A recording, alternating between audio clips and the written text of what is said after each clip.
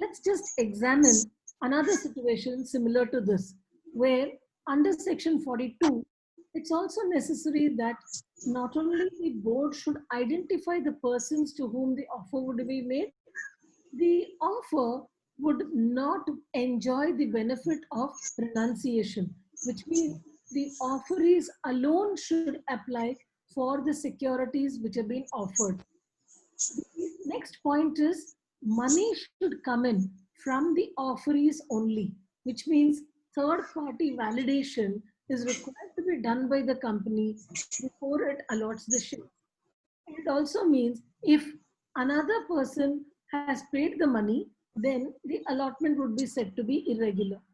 Let's consider a situation where the offer has been made to Mr. X, money has come from Mr. Y. It would be a violation of the provisions of section 42, and therefore, in such a case, if the allotment is being filed late under this scheme, you will only enjoy immunity with respect to filing of the form late, that is PAS 3, but you would be liable to action with respect to violation of the substantive provision of law. Let's once again try and understand the scope of CFSS. CFSS is applicable to all companies except companies which have applied for being struck off.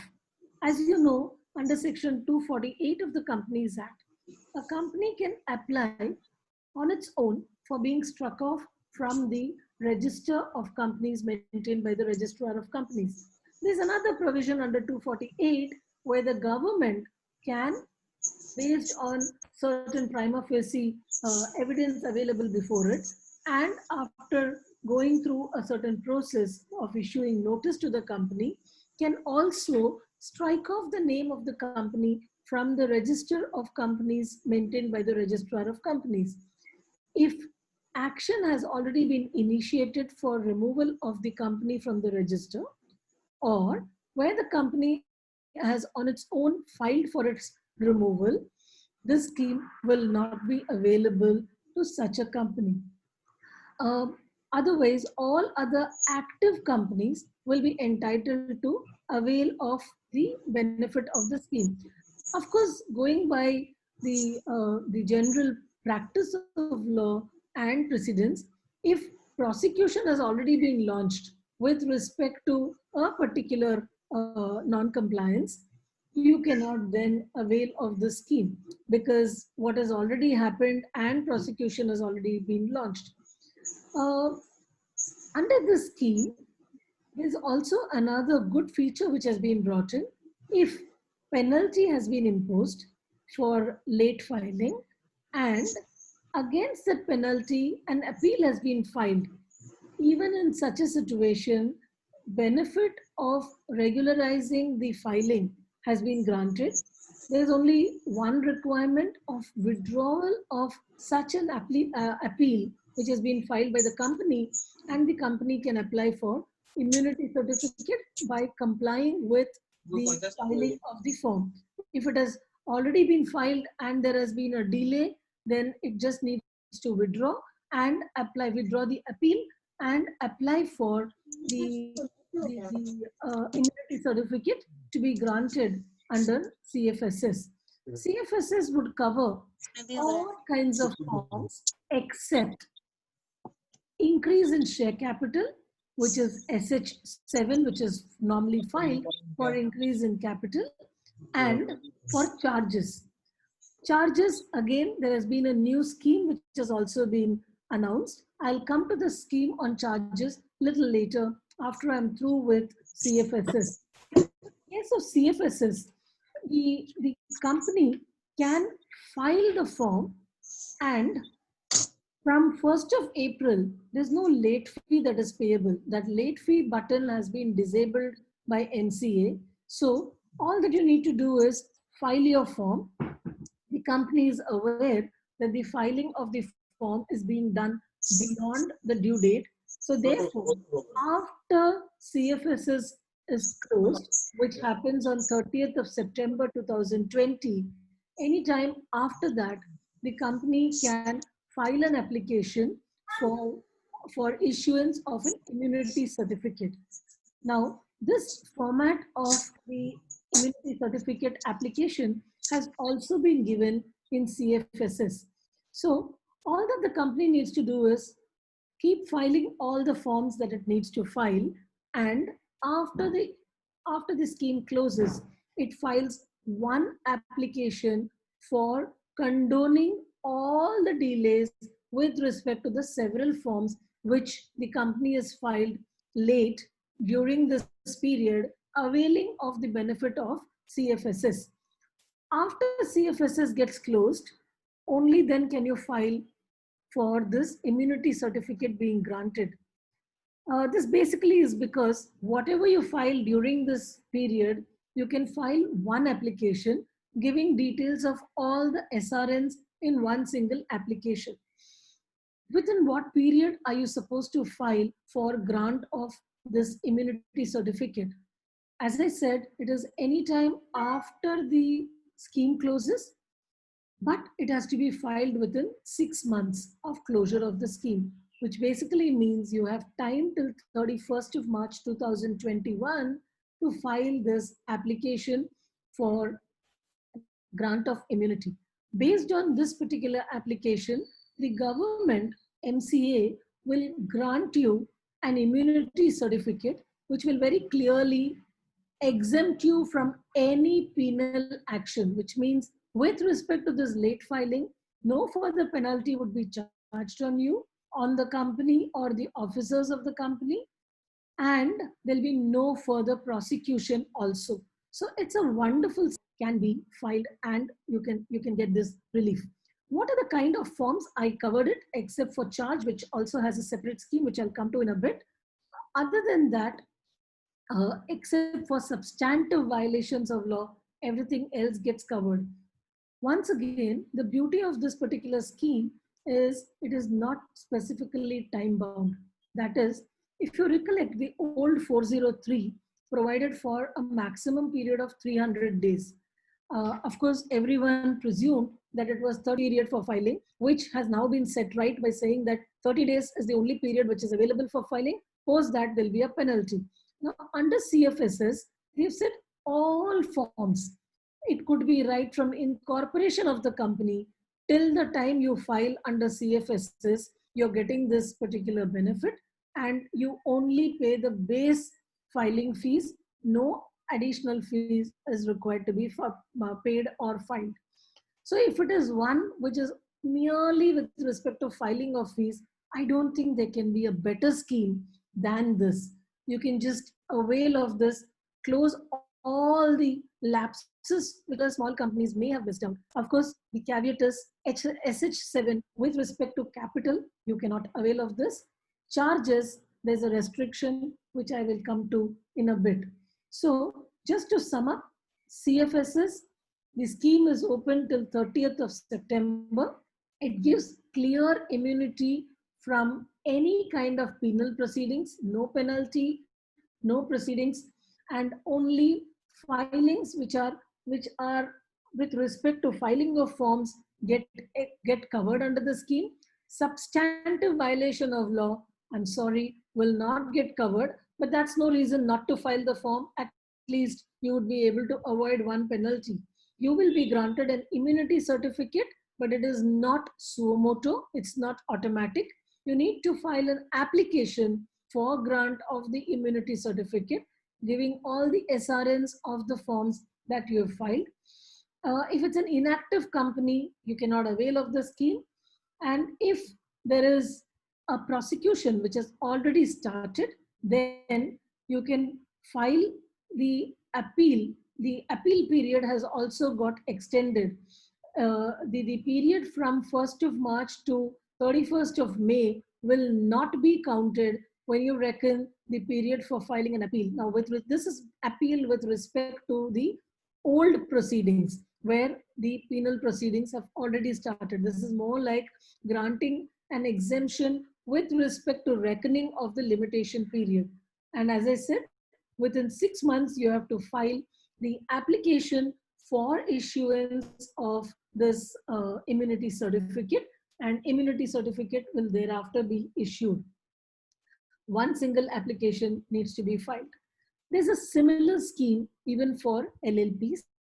Once again, the rules are more or less similar in the sense that the LLP scheme is also for a period up to 30th of September. There was a bit of a confusion initially when the scheme was announced. All that has now been set right. They've said the scheme will be till 30th of September, and you can file all forms that were due to be filed till the 31st of March by availing of this particular scheme.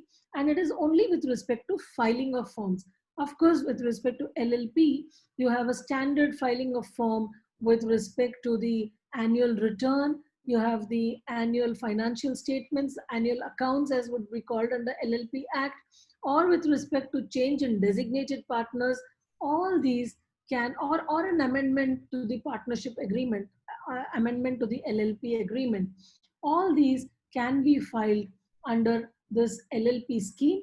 And as I said, the LLP scheme is also valid and effective till 30th of September 2020. You have this charge scheme, as I also mentioned. Now, the CFSS does not cover charges. This is also because a charge is one which can lead to a bit of a prejudice to a lay lender who's not aware as to the properties which are being charged, and therefore he would tend to get affected if the charge has not been filed in time. That is the reason, with respect to charges, the benefit was not granted. But there is a separate scheme with respect to charges which has now been announced, under which what it basically provides is under two heads. One, where the charge was created prior to 31st of March 2020. Second, where the charge has got created after 31st of March 2020. Now, where the charge was created prior to 31st of March 2020 and the period for filing of the charge, for period for filing of creation of charge or modification of charge had already expired before 31st of March 2020, then you cannot avail of this scheme at all. You then have to apply for condonation of delay, which is a separate form altogether, which is the CHG 8. And only after you get a condonation of delay from the government, you can actually apply for registration of the charge. But let's assume a situation where the charge was created prior to 31st of March 2020 and the pilot had not expired on 31st March. That additional period for filing the for creation of charge or modification of charge. As you know, under section 77, the maximum period which is available, even with ad valorem fees being paid, is 120 days. That is, when you create the charge, the basic duty is to file the creation of charge for registration within a period of 30 days. If you've not done it within a period of 30 days, then you get another additional 30 days where you pay additional filing fees. The normal additional filing fees is what is applicable. And post that, you get another 60 days where ad valorem filing fees is applicable. So which effectively means within that 120 days from the date of creation of charge, if you have not filed it, then you have to only apply for condonation of delay, and without getting condonation, you cannot apply for filing of charge. This basic rule has not changed. This basic provision of law has not changed. It's just that due to the situation, the pandemic COVID-19 situation, MCA has granted a relaxation under this charge scheme, and whereunder if the period was expiring anytime after 31st of March, you get an additional period for filing the charge. However, if you have created a charge only after 31st of March 2020, that is anytime after 1st of April 2020, then your time will begin to run only after this period comes to an end. So that's basically with respect to charges for creation or for modification. However, if it is a case of if it's a case of satisfaction of charge, you don't get any exemption, which means satisfaction of charge needs to be filed within the period that it is supposed to have been done, which is 30 days from the date of satisfaction. There is absolutely no exemption which has been granted. That's with respect to charges. Let's move on to deposits and debenture redemption reserve. In fact, if you refer to the provision with respect to creation of debenture redemption reserve, I find this rule to be very, very convoluted in the sense that it's Rule 18 of the chapter which deals with issue of shares and debentures, and in Rule 18, sub-rule 7 in particular is the sub-rule which deals with creation of DRR. There are two aspects which one needs to bear in mind with respect to creation of DRR and investment of funds. So one is, which are the entities which are required to create debenture redemption reserve, and it's only with respect to entities which are required to create debenture redemption reserve that you would have a compliance with respect to investment of funds which are required to be put in certain specified investment funds only. So, which are the entities which are required to create DRR? For this, the relevant rule is Rule 18, Sub-Rule 7, Subclause 3. And with respect to creation of investments, it is Subclause 4. So if you refer to the exemption, it reads as, and of course, it's not as simple as I made it out to be, because you have uh, para A, para B, and para capital A and para capital B with respect to this. So let me just explain the provisions of creation of DRR by going broadly and in a simplistic manner to the companies which are required to create DRR. If you refer to Rule 18.7, 18.7 has two main clauses, clause small a and clause small b. A says DRR shall be created out of profits of the company which are available for distribution of dividend, which means if you don't have profits, you cannot create DRR. That's a simple provision under 18.7a.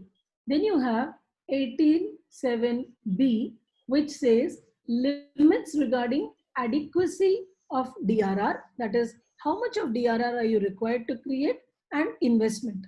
That's what B talks about. B again has four subclauses, which is small I, and 4. So these are four subclauses of B.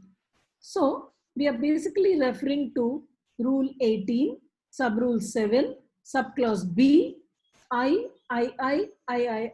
that is 4. That is 1, 2, 3, 4 in those small numbers which is given.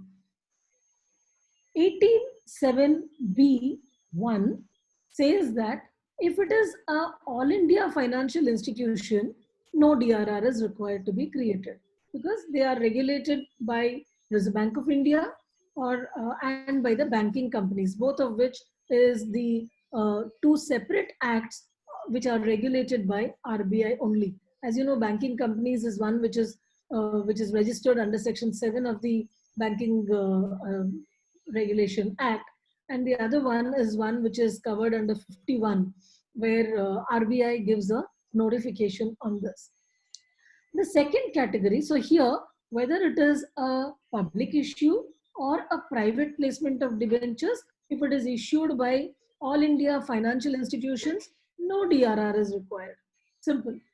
Second one is where it is a company which is covered under Section 2, subsection 72 of the Companies Act, which is applicable to and is compliant with the rules as are applicable to non-banking financial companies, as have been notified by the Reserve Bank of India, no DRR is required. It will have to take care of provisions it's not no DRR. It says it has to comply with the requirements as may be specified by Reserve Bank of India. I repeat, if it is one which is regulated, NBFC regulated by RBI, the DRR provisions will be as have been specified by RBI. Third is listed companies. And fourth covers unlisted companies. Now, when you refer to listed companies, again, it has two separate categories, capital A given in brackets and capital B given in brackets. Capital A given in brackets has two further sub paragraphs, which is capital A and capital B. Now, capital A given in brackets says if it's a public issue of debentures, then there are two categories, capital A and capital B without brackets, where it says if it's an NBFC or a housing finance company. If it's an NBFC, it should have been registered with Reserve Bank of India. If it's a housing finance company, registered with the housing NBHFC as is covered, then no DRR is required. And the other one says, if it is public issue of debentures by other listed companies, no DRR is required. The second category, capital B within brackets, says if it is private placement of entities covered in the earlier paragraph. To sum it up, if it is a case of a listed company, whether it is a public issue or a private placement, you are not required to have a DRR. That is the long and short of this convoluted explanation that is actually given in the rules and circular. If you are an unlisted company, then you have to again see as to whether it is a non-banking finance company or an HFC. If it is a non-banking finance company or an HFC, if it is a private placement, then it is not applicable. If it is other listed companies, then you would have to create a DRR to the extent of 10% of outstanding debentures. Now, if it is a public issue made by a company, a listed company, then if it is a public issue, then there is a requirement to create a DRR. And if it is a unlisted company, then 10% DRR is required to be created. These DRRs, out of that, you would not exactly out of the DRR, what you will have to do is DRR is required to be created. That is one compliance. The second compliance is investment. For investment, you would need to see at least 15% of the debentures which are due for redemption in the financial year up to 31st of March next year will need to be invested in any of those permitted investments, which also includes FDs with banks. And the further requirement which has been brought about is that this 15% of the debentures due to mature should be maintained throughout, which means this 15% which you have invested can be utilized for redeeming the debentures and for no other purpose. That's the legal provision. Let's assume a company has, let's say, 10 crores of debentures which are due to mature up to 31st of March.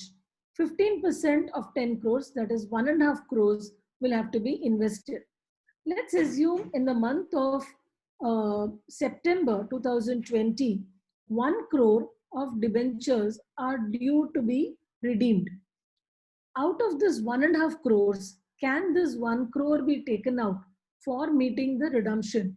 The answer is remaining debentures due for redemption till 31st of March will be 9 crores. 15% of 9 crores will necessarily need to be retained in this particular investment.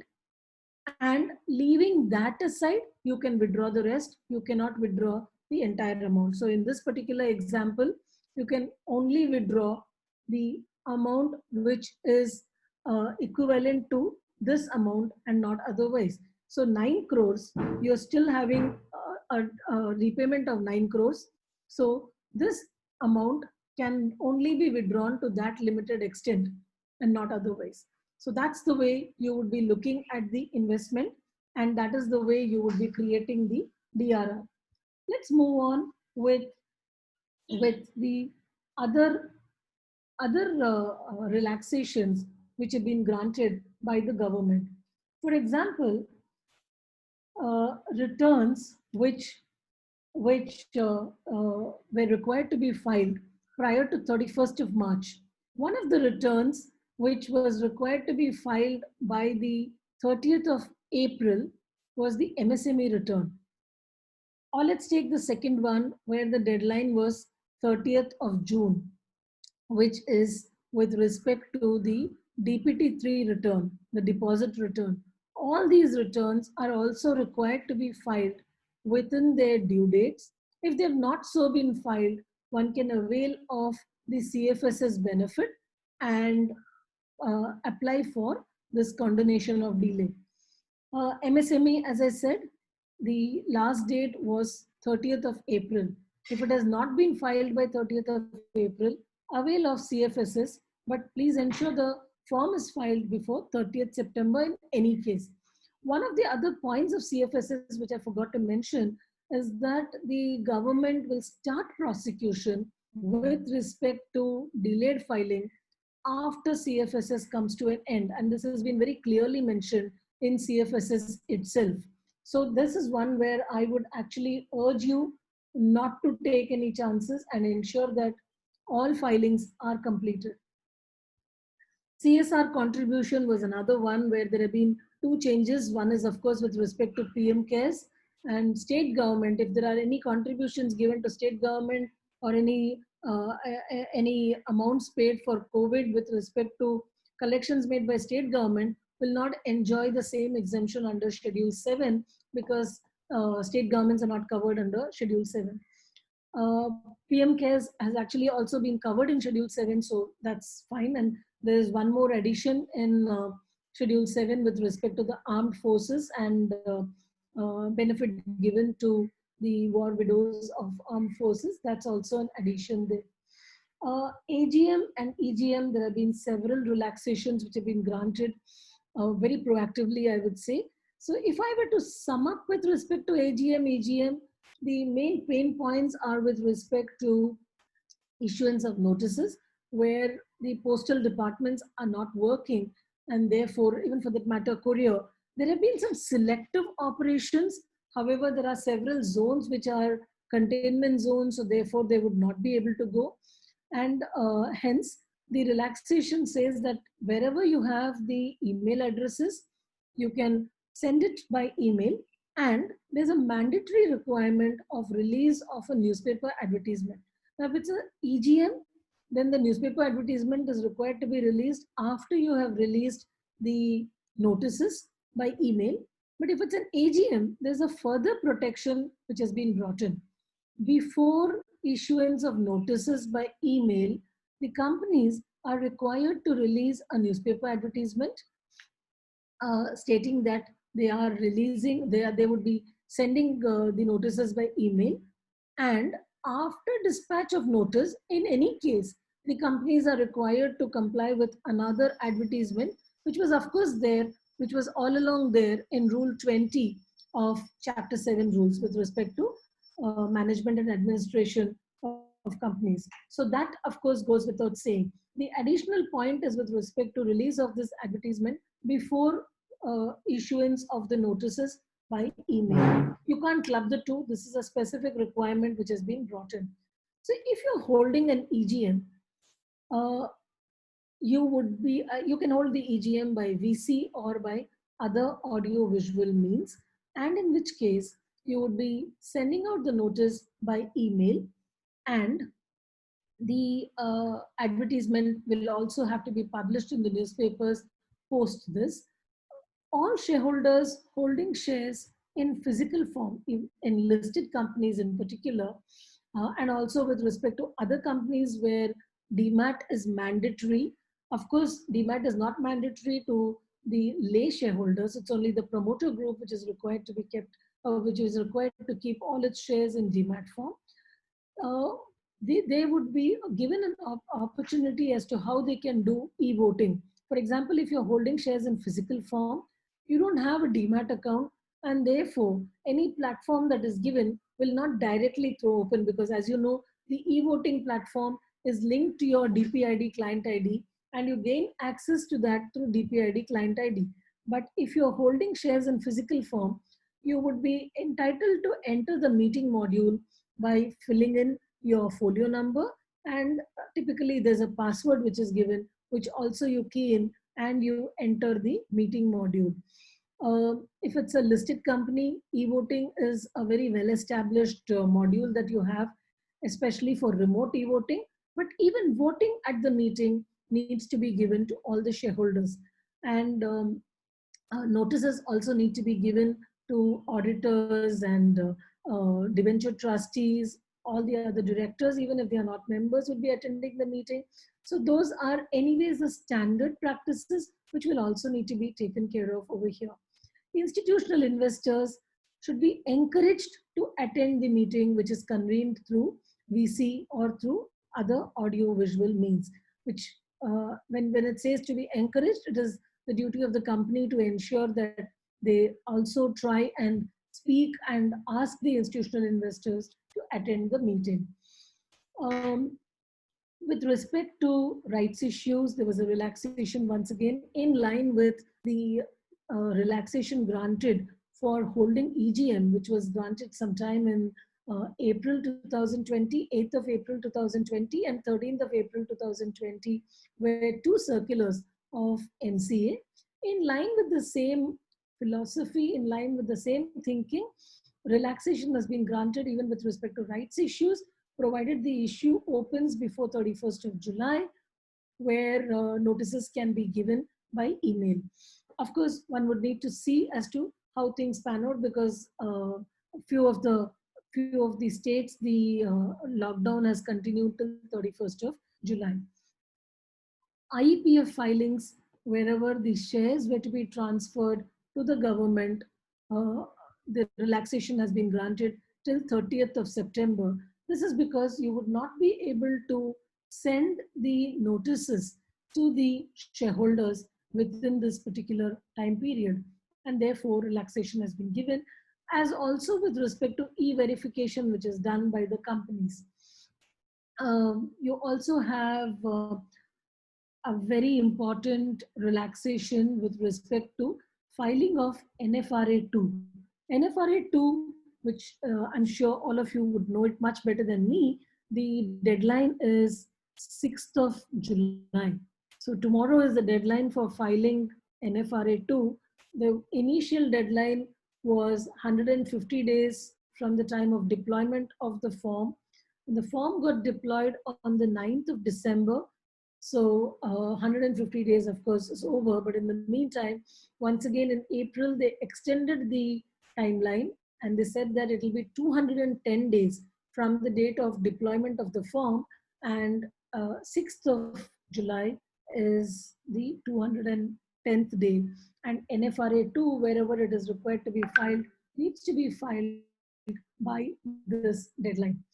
A covered charge creation and modification, board meetings through VC, deposits. Yeah, there's a relaxation which has also been granted with respect to this investment, which is required to be created for deposits maturing during the year, where the percentage is 20%. Of course, with respect to DRR, it was 15% of the debentures maturing within 31st of March of the following year. In case of deposits, it is 20%. And there has been a relaxation which is being granted. Up to 30th September, you have time for investing these funds. Independent directors are required to register themselves in a database which is going to be maintained by IICA. the Indian Institute at Manesar. And the deadline was originally 31st of March, which then got extended, which has now been further extended to 30th of September. So therefore, you have time till 30th of September for registering the independent directors in the database. As you are also aware, there is a proficiency test which is required to be given within 1 year of registration. The initial registration of the directors in the database can be taken for a period of 1 year or for a period of 5 years, or it could even be a lifetime registration in the database. Depending on whether it is for 1 year or 5 years, you will also need to apply for renewal before expiry of the term.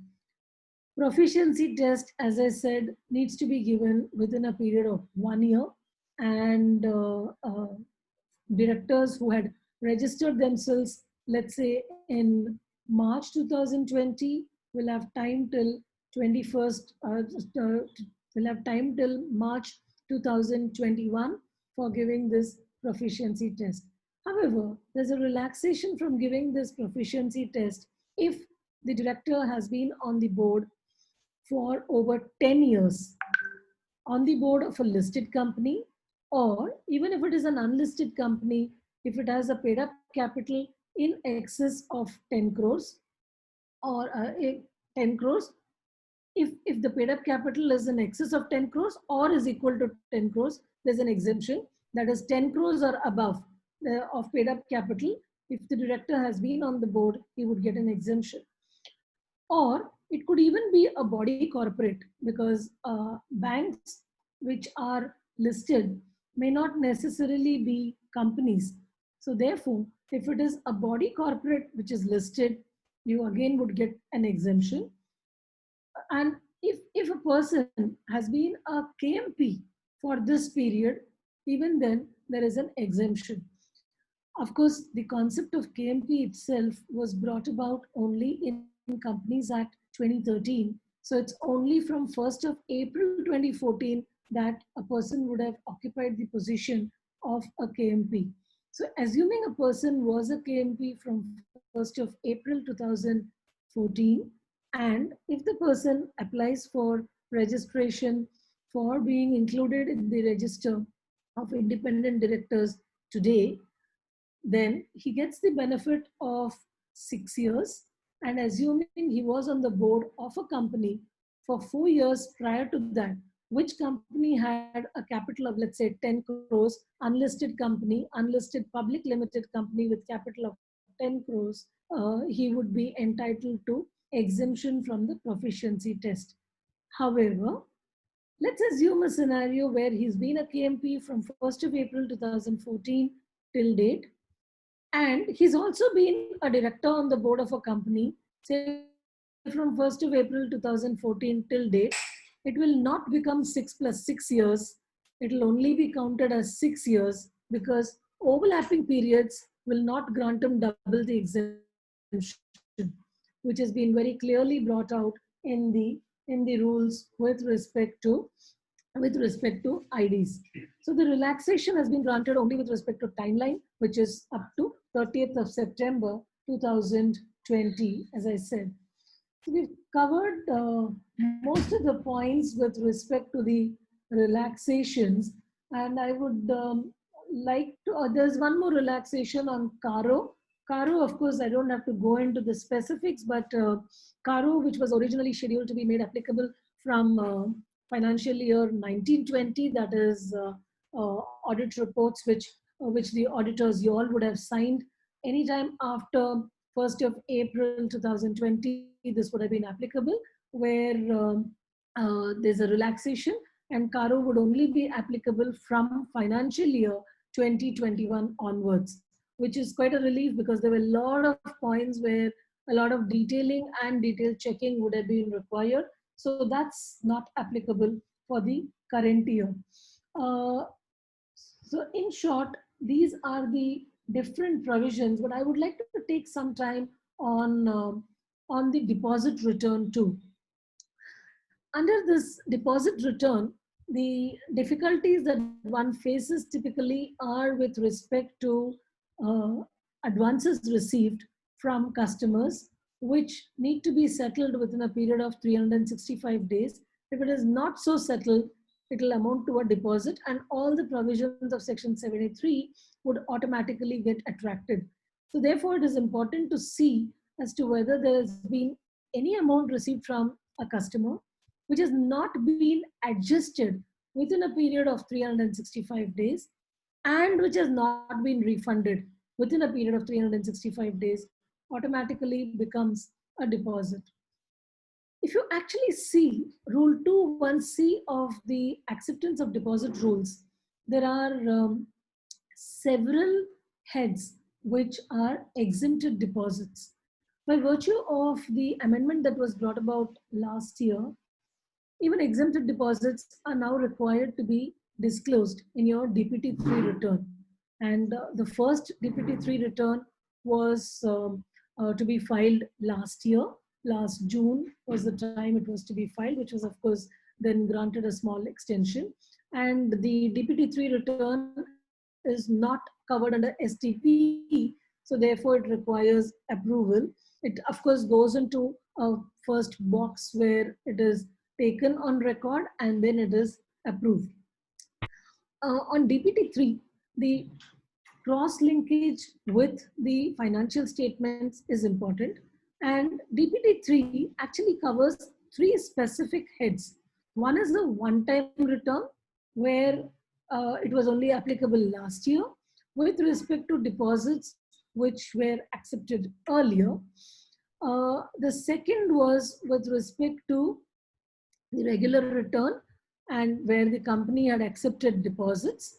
The third, and also there is another one with respect to exempted deposits. And the last one is where a company which has accepted deposits as well as has accepted exempted deposits files a joint return which would cover both deposits as well as exempted deposits. A company which accepts deposits almost invariably would also be accepting exempted deposits. Of course, there is no hard and fast rule, but then I'm saying this because there are bound to be cases where you would have taken monies from your customers in advance. There are cases where you may have debentures, debts which are repayable, which are exempted deposits. There are cases where you may have accepted limits from the bank, which would not with FEMA. It is definite some monies against sale of an immovable property, which will also fall under the head of exempted deposits. So all these are different heads which are exempted deposits, and Rule 21C heads have all got covered in point number 15 of your DPT-3 form with respect to exempted deposits. Each of these is a task in itself, and I'm sure as auditors you would be having a detailed checking of each of these heads just to see as to how exactly it fits in there. One other important head under point number 15 or Rule 21C is pretty common, which is with respect to security deposits, which is the reason I said that a company which accepts deposits almost invariably will also have exempted deposits. However, a company which only has exempted deposits may not have deposits. It may not be accepting deposits as are covered under Section 73 of the Companies Act. Broadly, these are the different points. While I would have liked to go on for another 15-20 minutes, I think there have been multitude of topics that have been covered. So I'll be happy to take questions a little early on all these topics which have been covered by me. Over to you, Seema. Yes. Uh, Actually, we have prepared the list in the Word file. Right. We will share the screen with you and you can answer the questions one by one. Yeah. Just a minute. Give me a minute to just have a glass Yeah, of water, please. sure. Yes, Pinky.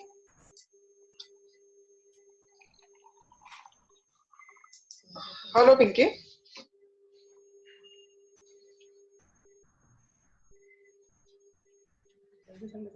Yes. Over to you. Yes, the screen is shared with you. Uh, Right. I think the screen is shared with all the participants. Participants can read the questions and you can answer the questions. There is no problem. Yeah. So what happens to the way serious audit qualifications due to COVID? I think the Institute of Chartered Accountants has come up with a guidance note on going concern. So if going concern is challenged, that's of course a very serious audit qualification. But otherwise, what exactly do you mean by serious audit qualification? Is it a process which has been completely, let go of, or is it one where there is a serious challenge basically with respect to the going concern itself? If it's going concern, my advice is the guideline given by the CA Institute is fairly comprehensive and it is quite helpful. But if it is one where processes are not okay, that with respect to the kind of process check that you can do has been given. So what exactly amounts to serious audit qualification needs to be understood, needs to be seen to be able to comment on this. In case of AGM, and adoption of accounts cannot be done due to dispute between the shareholders and is settled after a span of 8 years. Accounts adopted and filed, immunity is applicable. Fine. This is a very good question, and this is exactly what is covered in the CFSs. However, you must understand that if you have not filed it for 8 years, then you would have already got a notice for being struck off under Section 248. So, if that has not happened, or if you've already gone in appeal with respect to the striking off, then you can avail of this opportunity and file all your 8 years of financial statements, because this CFSS has granted you the opportunity. However, my only caveat here is if it is 8 years, did it not fall under the 248 first list of 2016? Because that was just about 4 years ago, and they would have definitely swept clean, and this company would have automatically fallen under that. But if you have not gone, please avail of CFSs and close the issue.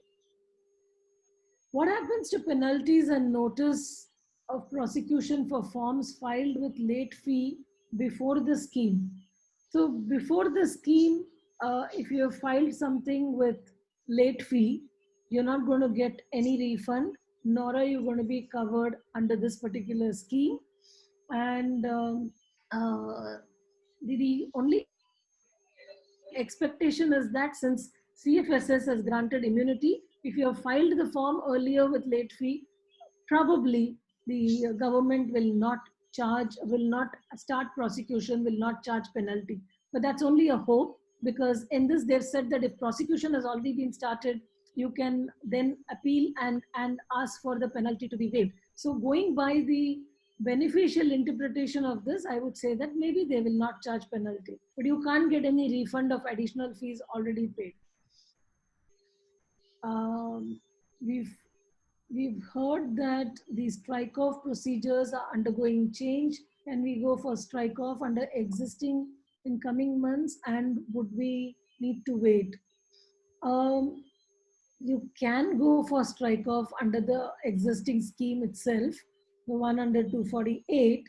You don't have to wait. If you fall under this, you can certainly apply 248. See, one of the difficulties in 248 is that you should not have carried on business for 2 years. We don't know whether that requirement is going to be relaxed or not. If you have had a small income and you don't want to carry on with that business, currently that's one of the difficulties that small businesses are facing. They don't want to go through the detailed voluntary winding up procedure, and if they could be covered under 248 is the request that has been made, but we don't know as to how exactly it's going to pan out. So you don't have to wait. If you're anyways applying for strike off, apply for it. What is the procedure to be followed for digitally signed financials? Would it be acceptable to ROC given the pandemic? Actually, when you file your See, digitally filed, digitally signed, I don't think there should be any problem in that. And because physically getting things signed may not be very easy this time, I don't see any problem. And in any case, you would be filing your XBRL. So, is this a company which is not filing under XBRL and therefore you have a question? Digitally signed should be okay. I don't see an issue. In case of LLP, who has not increased capital by filing form in 2019, which it plans to do now, can it avail of FTSS? So if it has not increased the capital, what exactly is the question? Did the partnership deed require it to increase the capital and the money was never brought in? So you are changing the partnership deed and you're bringing in the capital today, then yes, you can do it. If if it has not increased but the money had actually come in and you have shown the money as capital, uh, then it's a question of not having filed the relevant form. So you will need to just see, is there a separate form for increase in capital in case of an LLP? I think if it is just a question of money not having been brought in, the minimum requirement, you can avail of the scheme. I don't see any problem there.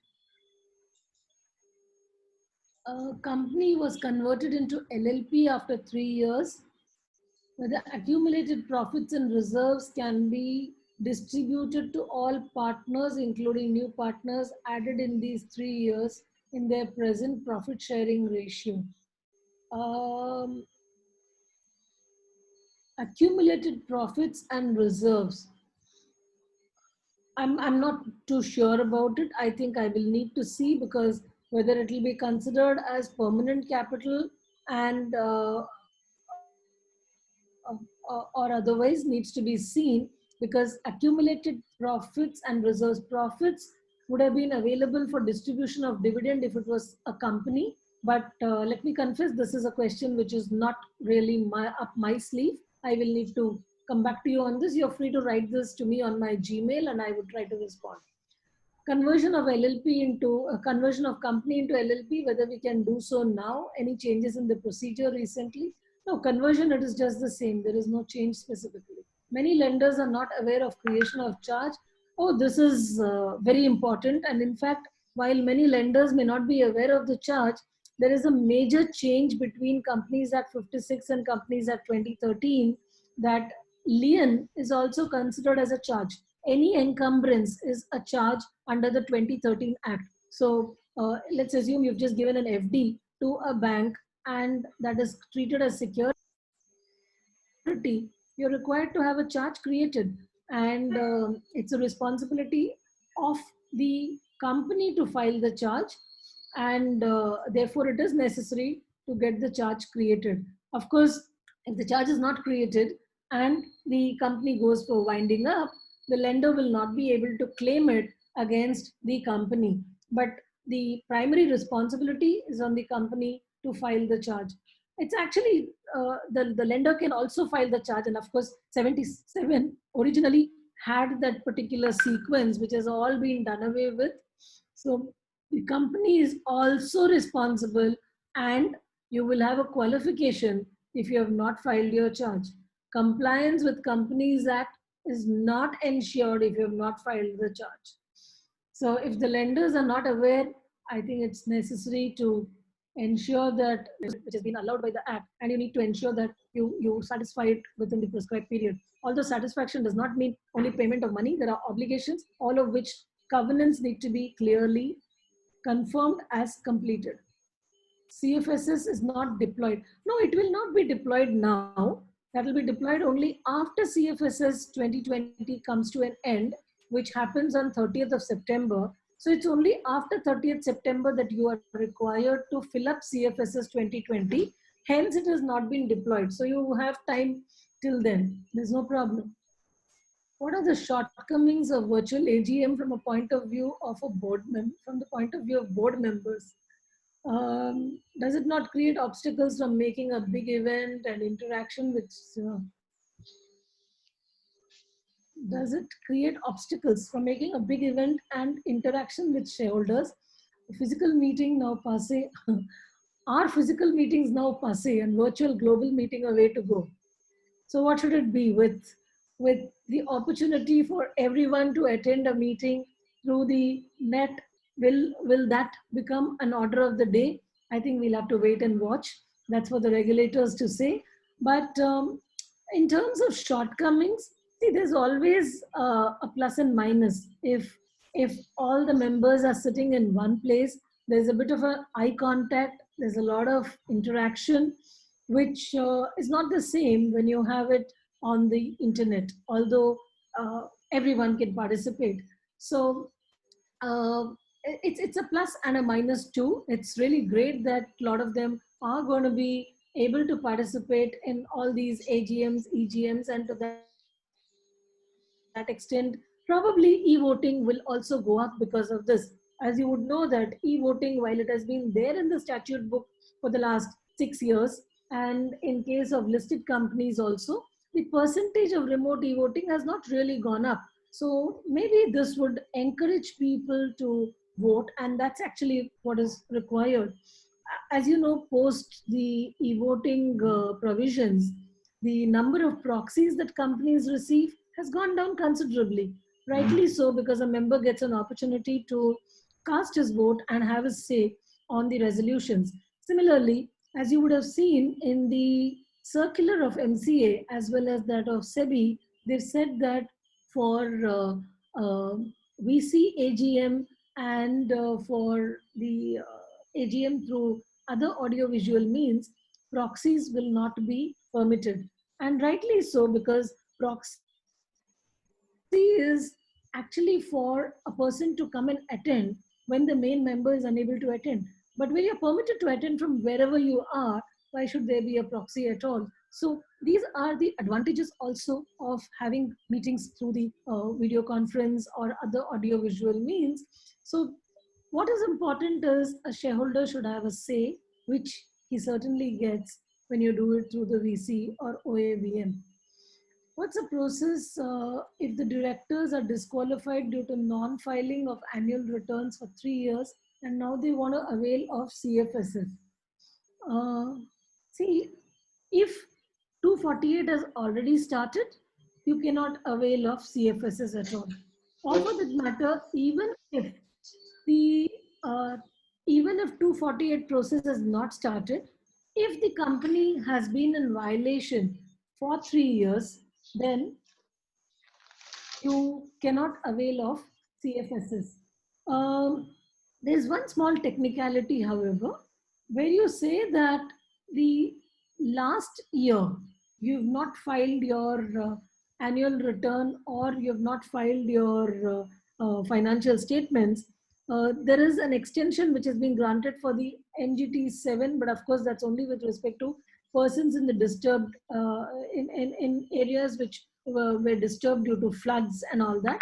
But otherwise, it was not extended. So um, last year, at least, if you file right away and avail of CFSs, your 3-year period will be broken, and that can be a good ground if 248 has not been initiated as yet.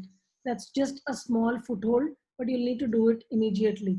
But what is also important is, as on 31st of March, when you take the certificate as a statutory auditor, you would actually be taking the last 3 financial years into account.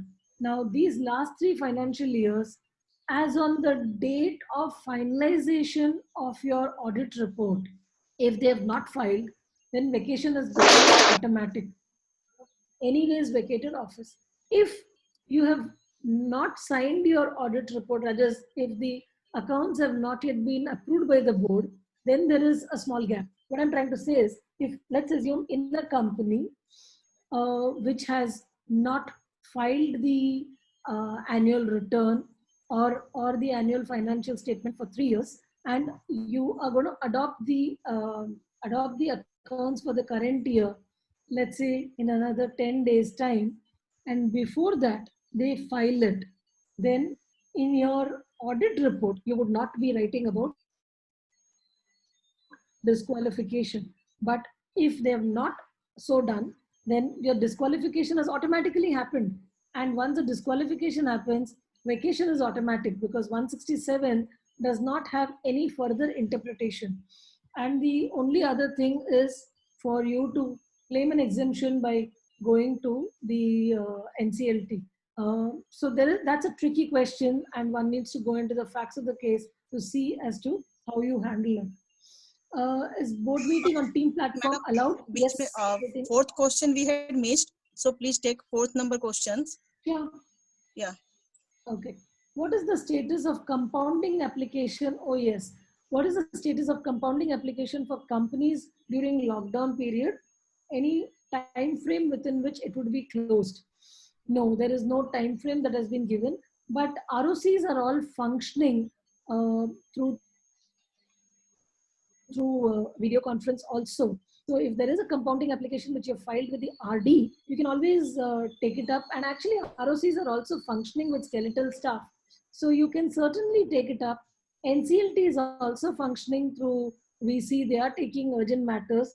So you can, if depending on whether your compounding is before RD or with NCLT, you certainly can take it up with the concerned officials. If there are some specific issues, let me understand if it is beyond what I've said. What is the last date to file MSc 3 this year?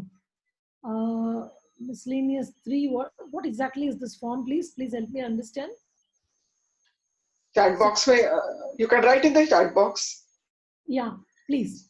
Is board meeting on Teams platform? Yeah, we covered it. If auditor is not appointed within 3 months of formation of company, I think this provision is very clearly given in the section itself. If you have not appointed, then the EGM is also not done, then I think it's a central government. 139 is clear on this particular point. In case a company strike out, can we go for the CFSs and company reinstated? If the company has got struck off, the only course of action is to go to NCLT, get an order from NCLT, avail of CFSs, and thereafter get it reinstated. But any company which is being struck off, CFSs is not applicable. So you will need to go to NCLT for NCLT to order reinstatement. Then you do this because CFSs is very clear. It is not applicable to companies which have got struck off. So to answer your question straight, you cannot avail of CFSs. My Form 3 approval is pending since October 2019. We need to file fresh Form 3. Form 3, you mean DPT 3 or which Form 3? Achha, this is for LLP. Okay, fine. Change of partnership form, change of LLP agreement. Okay. If it is pending, okay, since it is pending, file it under this particular scheme because you will not be liable to pay any additional charges. So that's an easier one. File it under the scheme. What are the shortcomings of virtual AGM? I think we covered this. Can appointment of auditor? Madam, MSc3 form, they had given that MSc3 is annual report for a dormant company required to file generally by 30th April every year. Okay.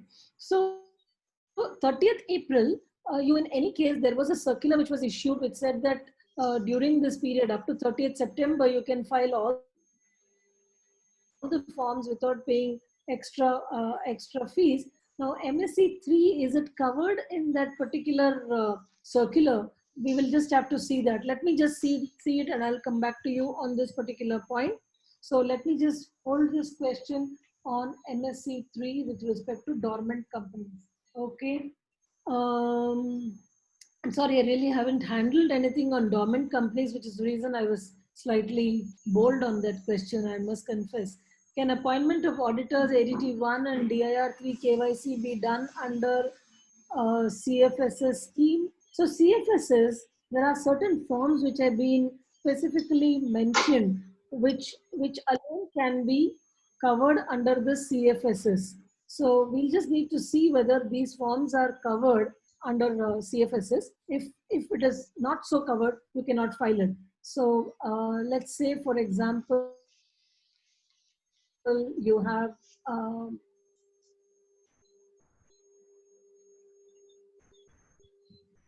ADT is, yeah, ADT is covered. So ADT 1 is covered, and DIR 3 KYC is also covered. Yes, so going back to question number 20, you can do both. And MSc was the next question. MSc 3 can also be filed. It's point number 54 of the form. So there is a form which has been given. I must confess, I don't have, I don't handle much of forms, so I'm not fully familiar with this, but yeah. Um, all forms filed late, we have to apply for immunity. Is there a general, or there is general extension? You have to apply for immunity certificate. So there is no additional fees, but you have to file for immunity certificate. Auditors are appointed in AGM and also mentioned in director's report about their reappointment, but later company has changed their mind to change the auditor. By previous auditor is not filed yet.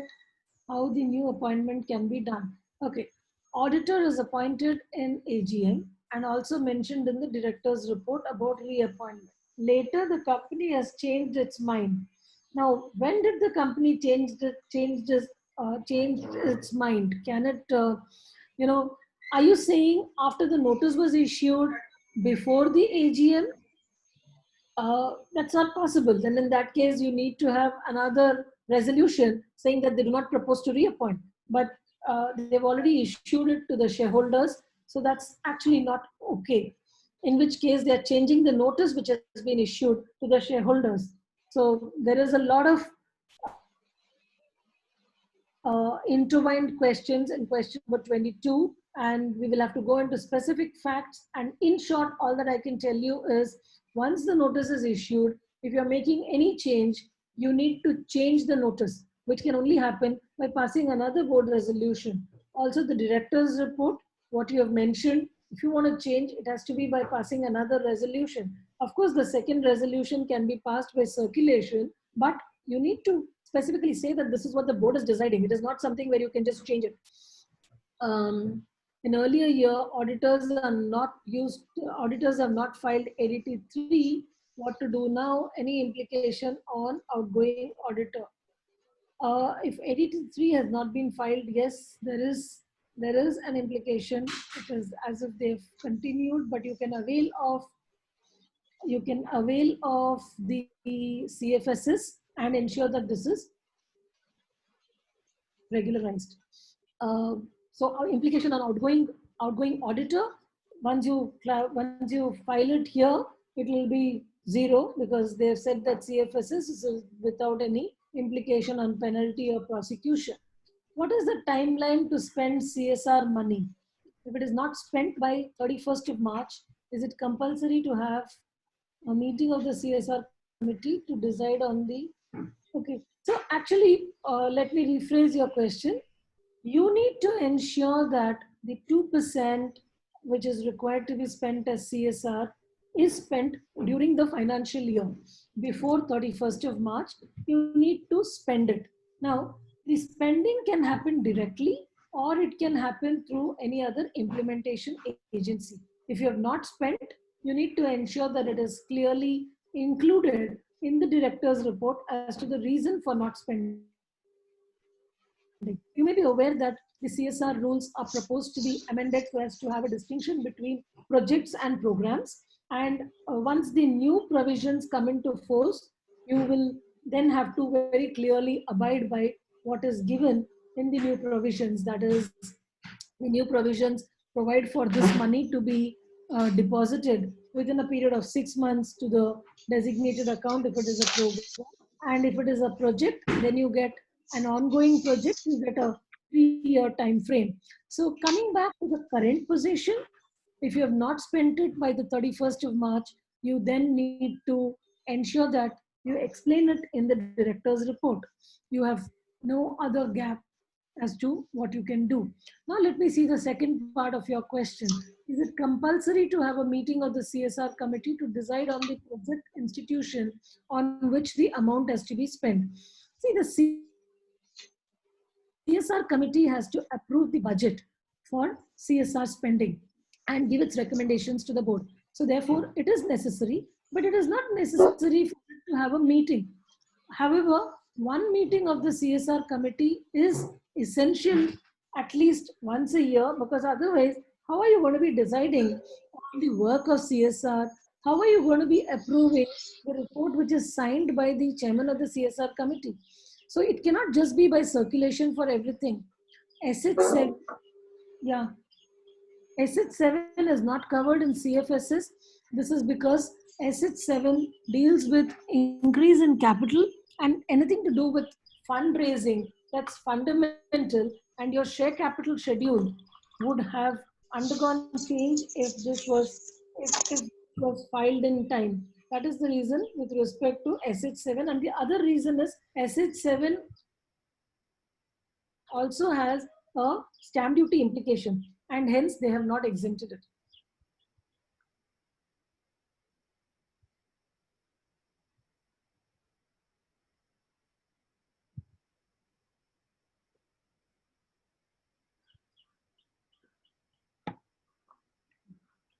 Any changes in director's report due to COVID, any point required?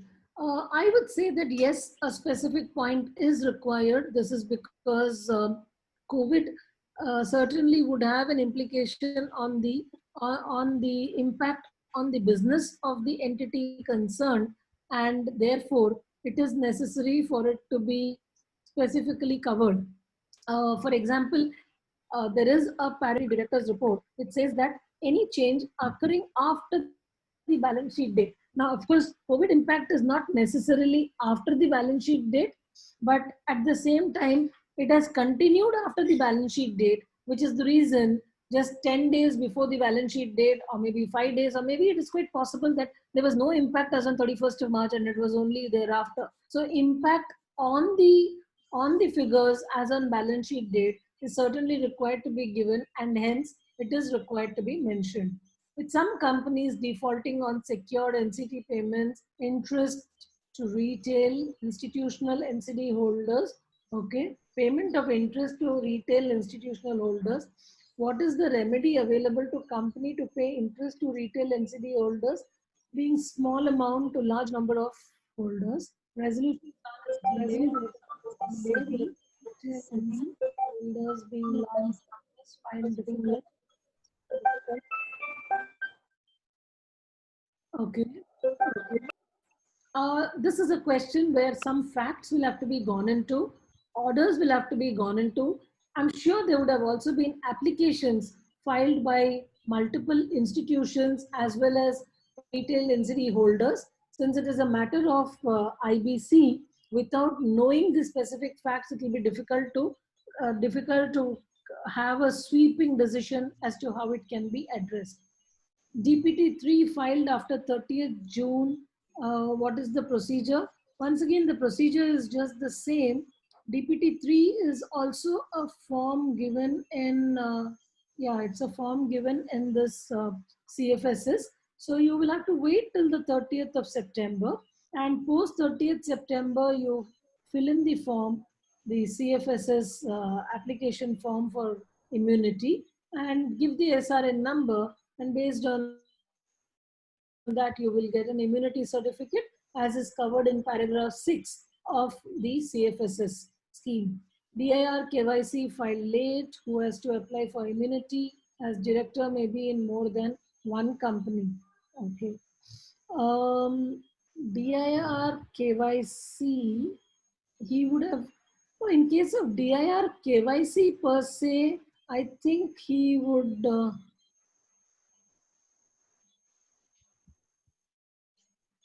that's an interesting question. In fact, see, under Rule 12 of Chapter 11 rules, there is a fine of 5,000. So therefore, if he files it now, he doesn't have to pay that fine. And it's because the CFSS is only applicable to companies. So how does a director file this? Interesting question. I think I'll have to park it and and let me see as to how this can be addressed. NFRA can be filed under CFSs by 30th Madam, September. 26 number I'm question afraid left. no. Can we Sorry? take it? 26, MSME form number 1. Right. So there is no extension with respect to MSME form number 1. However, I would say that while it is not under CFSs, I don't think there's any extra filing, additional filing fee that they are charging currently. So this is also another one where it's not clearly covered under CFSs. Practically, are they charging additional fees? I don't know. There is no answer to this, I'm sorry. NFRA cannot be filed third. So the last date is tomorrow, unless there is an extension granted. At least there's no extension granted till today. So I would say that it is a hard coded last date, which is 6th of July, which is tomorrow. If we file DIR 3 KYC under CFSs, so under which company, that's what we just did. CFSs further extension is expected. I'm not sure, and I really cannot answer that question as to whether there would be an extension or not. If auditor appointed the need for 5 years term, does he need to resign if capital is increased in between and rotation is triggered?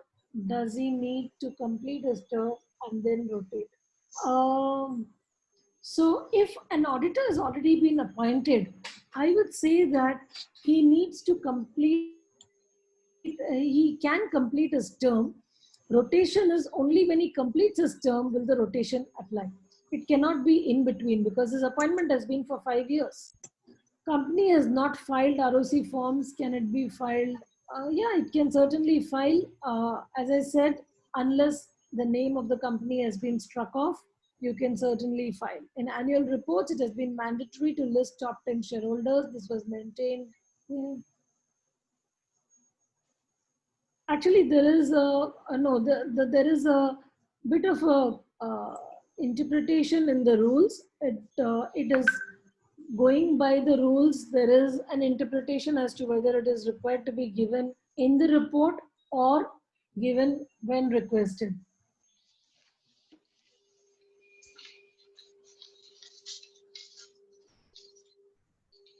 Okay. Thank you. Yes, Pinky, you can stop sharing the screen. Okay. Very informative session by CS Savitri Parikh. For the wonderful session, we must thank you.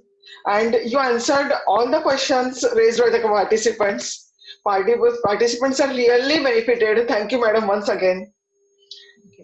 Before vote of thanks, please all participants, please enjoy the video prepared on account of CA Day.